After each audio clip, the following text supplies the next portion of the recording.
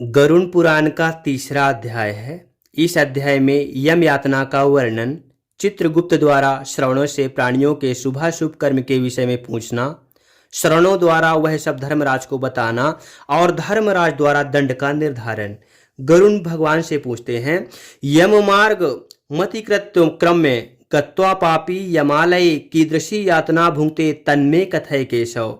गरुड़ जी ने कहा, हे केशव, यम मार्ग की यात्रा पूरी करके यम के भवन में जाकर पापी किस प्रकार की यातना को भोगता है वह मुझे बतलाइए। तब भगवान ने कहा, श्री भगवान बोले, हे विंता के पुत्र गरुड़, मैं नरक यातना को आदि से अंत तक कहूंगा, सुनो। मेरे द्वारा नरक का वर्णन किए जाने पर उसे सुनने मात्र से ही तुम कांप उठोगे। हे कश्यप नंदन, बहुभीतिपुर के आगे 44 योजन में फैला हुआ धर्मराज का विशालपुर है। हाहाकार से परिपूर्ण उस पुर को देखकर पापी प्राणी क्रंदन करने लगता है। उसके क्रंदन को सुनकर यमपुर में विचरण करने वाले यम के गण प्रतिहार द्वारपाल के पास जाकर उस पापी के विषय में बताते हैं। धर्मराज के द्वार पर सर्वदा धर्मध्वज नामक प्रतिहार स्थित रहता है। वह द्वारपाल जाकर चित्रगुप्त से उस प्राणी के शुभ और अशुभ कर्म को बताता है। उसके बाद चित्रगुप्त ही उसके विषय में धर्मराज से निवेदन करते हैं। हेतार्थ, जो नास्तिक और महापापी प्राणी हैं, उन सभी के विषय में धर्मराज यथार्थ रूप से भली भांति जानते हैं, तो भी वे चित्रगुप्त से उन प्राणियों के पाप के विषय में पूछते हैं। और सर्वज्ञ चित्रगुप्त भी श्रवणों से पूछते हैं। श्रवण ब्रह्मा के पुत्र हैं। वे स्वर्ग, पृथ्वी तथा पाताल में विचरण करने वाले तथा दूसरे ही सुन एवं जान लेने वाले हैं। उनके नेत्र सुदूर के दृश्यों को भी देख लेने वाले हैं। श्रवणी नाम की उनकी पृथक पृथक पत्नियां भी उसी प्रकार के स्वरूप वाली हैं, अर्थात श्रवणों के समान ही हैं। वो स्त्रियों के भी सभी प्रकार की चेष्टाओं को तत्वतः जानती हैं। मनुष्य छिपकर अथवा प्रत्यक्ष रूप से जो करता है, कहता है, वह सब श्रवण एवं श्रवणियां चित्रगुप्त से बताते हैं। वे श्रवण और श्रवणियां धर्मराज के गुप्तचर हैं, जो मनुष्य के मानसिक, वाचिक और कायिक सभी प्रकार के शुभ और अशुभ कर्मों को ठीक ठीक जानते हैं। मनुष्य और देवताओं के अधिकारी वे श्रवण और श्रवणियां सत्यवादी हैं। उनके पास ऐसी शक्ति है जिसके बल पर वे मनुष्य कृतकर्मों को बतलाते हैं। व्रत, दान और सत्य वचन से जो मनुष्य उन्हें प्रसन्न करता है, उसके प्रति वे सौम्य तथा स्वर्ग और मोक्ष प्रदान करने वाले हो जाते हैं। वे सत्यवादी श्रवण पापियों के पाप कर्मों को जानकर धर्मराज के सन्मुख यथावत कह देने के कारण पापियों के लिए दुखदायी हो जाते हैं। सूर्य, चंद्रमा, वायु, अग्नि, आकाश, भूमि, जल, हृदय, यम, दिन रात, दोनों संध्याएं और धर्म, ये मनुष्य के वृत्तांत को जानते हैं। धर्मराज, चित्रगुप्त, श्रवण और सूर्य आदि मनुष्य के शरीर में स्थित सभी पाप और पुण्य को पूर्णतया देखते हैं। इस प्रकार पापियों के पाप के विषय में सुनिश्चित जानकारी प्राप्त करके यम उन्हें बुलाकर अपना अत्यंत भयंकर रूप दिखाते हैं। वे पापी यम के ऐसे भयंकर रूप को देखते हैं, जो हाथ में दंड लिए हुए बहुत बड़ी काया वाले, भैंसे के ऊपर संस्थित प्रलयकालीन मेघ के समान आवाज वाले, काजल के पर्वत के समान बिजली की प्रभा वाले, आयुधों के कारण भयंकर 32 भुजाओं वाले, 3 योजन के लंबे चौड़े विस्तार वाले, बावली के समान गोल नेत्र वाले, बड़ी बड़ी दाढ़ों के कारण भयंकर मुख वाले, लाल लाल आंखों वाले और लंबी नाक वाले हैं। मृत्यु और ज्वर आदि से संयुक्त होने के कारण चित्रगुप्त भी भयावह हैं। यम के समान भयानक सभी दूत उनके समीप पापियों को डराने के लिए गरजते रहते हैं। उन चित्रगुप्त को देखकर भयभीत होकर पापी हाहाकार करने लगता है। दान न करने वाला वह पापात्मा कांपता है और बार बार विलाप करता है।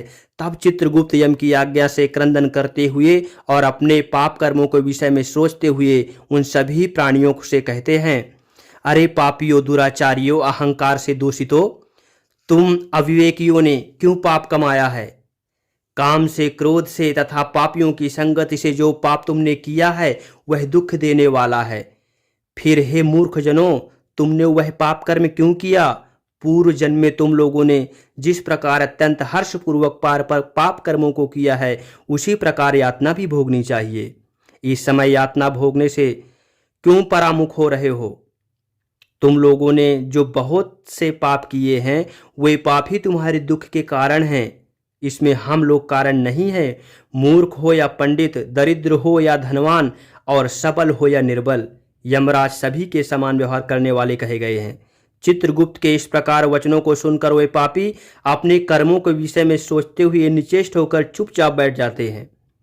धर्मराज भी चोर की भांति निश्चल बैठे हुए उन पापियों को देखकर उनके पापों का मार्जन करने के लिए यथोचित दंड देने की आज्ञा करते हैं। इसके बाद वे निर्दयी दूत उन्हें पीटते हुए कहते हैं, हे पापी, महान घोर और अत्यंत भयानक नरकों में चलो। यम के आज्ञाकारी प्रचंड और चंडक आदि नाम वाले दूत एक पास में उन्हें बांधकर नरक की ओर ले जाते हैं। वहां जलती हुई अग्नि के समान प्रभाव वाला एक विशाल वृक्ष है जो 5 योजन में फैला हुआ है तथा 1 योजन ऊंचा है। उस वृक्ष में नीचे मुख करके उसे सांकलों से बांधकर वे दूत पीटते हैं। वहां जलते हुए रोते हैं, पर वहां उनका कोई रक्षक नहीं होता। उसी सालमली वृक्ष में भूख और प्यास से पीड़ित तथा यमदूतों द्वारा पीटे जाते हुए अनेक पापी लटकते रहते हैं। वे आश्रय विहीन पापी अंजलि बांधकर, हे यमदूतों, मेरे अपराध को क्षमा कर दो, ऐसा उन दूतों से निवेदन करते हैं। बार बार लोहे की लाठियों से, मुदगरों से, भालों, बर्छियों, गदाओं और मूसलों से उन दूतों के द्वारा वे अत्यधिक मारे जाते हैं। मारने से जब वे चेष्टा रहित होकर मूर्छित हो जाते हैं, तब उन निचेष्ट पापियों को देखकर यम के दूत कहते हैं, अरे दुराचारियों, पापियों, तुम लोगों ने दुराचरण क्यों किया? सुलभ होने वाले भी जल और अन्न का दान क्यों नहीं दिया? तुम लोगों ने आधा ग्रास भी कभी किसी को नहीं दिया और ना ही कुत्ते तथा कौवे के लिए बलि ही दी। अतिथियों को नमस्कार नहीं किया और पितरों का तर्पण नहीं किया। यमराज तथा चित्रगुप्त उत्तम ध्यान भी नहीं किया और उनके मंत्रों का जप नहीं किया, जिसे तुम्हें यह यातना नहीं होती। कभी कोई तीर्थ यात्रा नहीं की, देवताओं की पूजा भी नहीं की। गृहस्थाश्रम में रहते हुए भी तुमने हंतकार नहीं निकाला। हंतकार का मतलब होता है भोजन के पूर्व चौक में बलि वैश्य देव तथा पंचबलि की विधि है।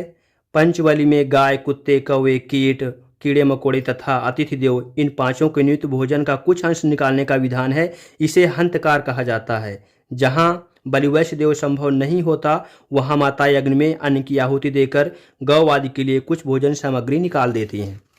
संतों की सेवा की नहीं, इसलिए अब स्वयं को किए गए पाप का फल भोगो। चूंकि तुम धर्महीन हो, इसलिए तुम्हें बहुत अधिक पीटा जा रहा है। भगवान हरि ही ईश्वर हैं, वही अपराधों को क्षमा करने में समर्थ हैं। हम तो इन्हीं की आज्ञा से अपराधियों को दंड देने वाले हैं। ऐसा कहकर वे दूत निर्दयता पूर्वक उन्हें पीटते हैं और उनसे पीटे जाने के कारण वे जलते हुए अंगार के समान नीचे गिर जाते हैं। गिरने से उस शालमली वृक्ष के पत्तों से उनका शरीर कट जाता है।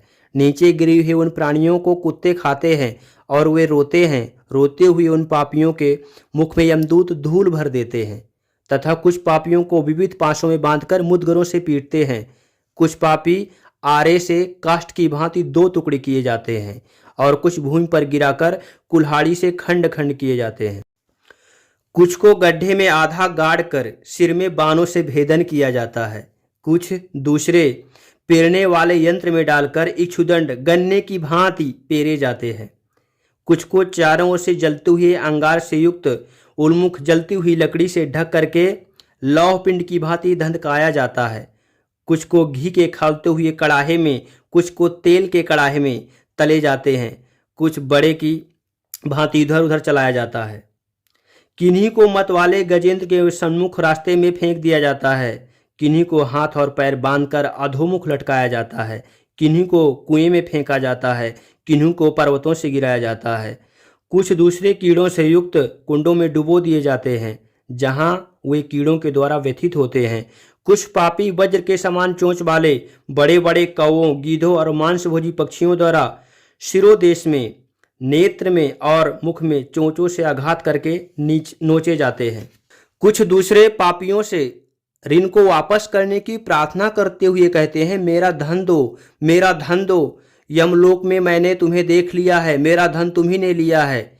नरक में इस प्रकार विवाद करते हुए पापियों के अंगों से षडसियों द्वारा मांस नोच कर यमदूत उन्हें देते हैं। इस प्रकार उन पापियों को सम्यक प्रताड़ित करके यम की आज्ञा से यमदूत खींचकर तामिस्त्र आदि घोर नरक में फेंक देते हैं।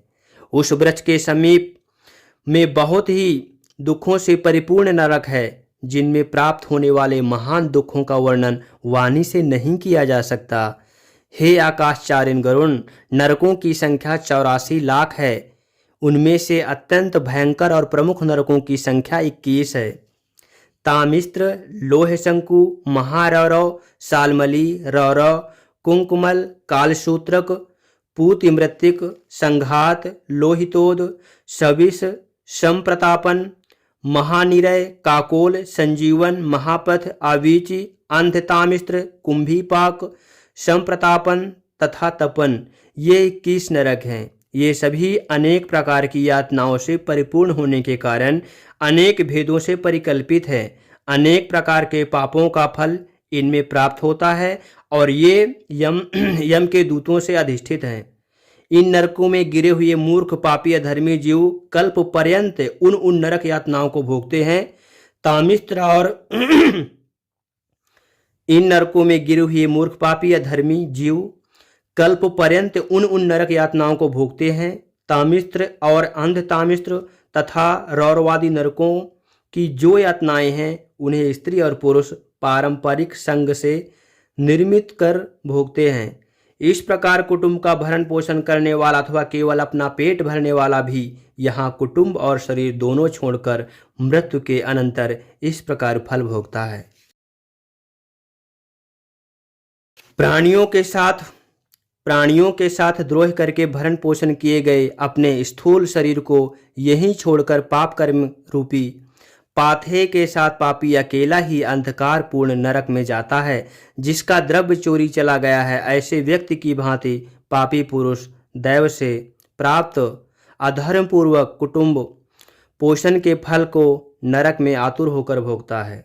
केवल अधर्म से कुटुंब के भरण पोषण के लिए प्रयत्नशील व्यक्ति अंधकार की पराकाष्ठा अंधतामिस्त्र नामक नरक में जाता है।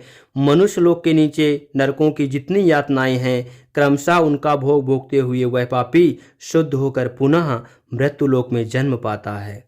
इति गरुण पुराणे शारद्वारे यमयातना निरूपणम नाम तृतीयोऽध्यायः।